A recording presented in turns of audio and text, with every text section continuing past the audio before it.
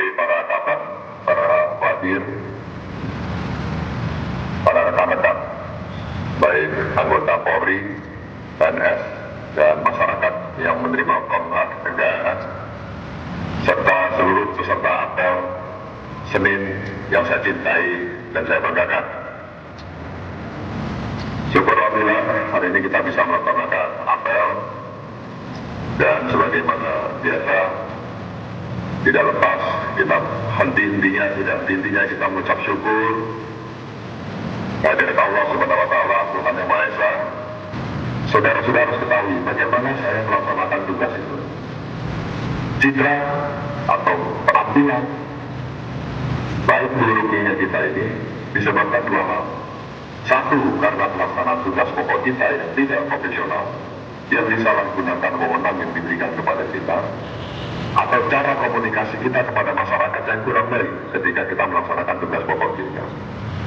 Yang kedua, masalah-masalah pribadi di luar tugas pokok. Ini saya melihat pasukan apel begitu banyak, saya tidak membayangkan berapa banyak mobil yang parkir di pinggir jalan ini.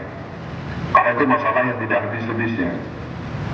Komplain masyarakat terhadap Polda Sumatera Selatan karena mobilnya menghalangi toko orang, menghalangi rumah orang, kantor orang, sehingga mereka melaksanakan aktivitas itu terhambat.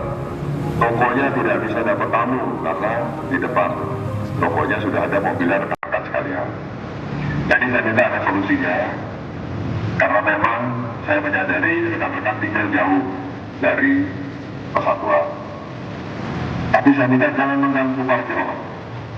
Di sekitar kita ini mungkin ada pertokoan, ada mall. Parkirlah di situ, kemudian saling menumpang atau jalan kaki, itu akan membuat kita sehat. Jadi Pak Habib Propam, saya minta Kompos setiap hari apel besar itu dilaksanakan patroli.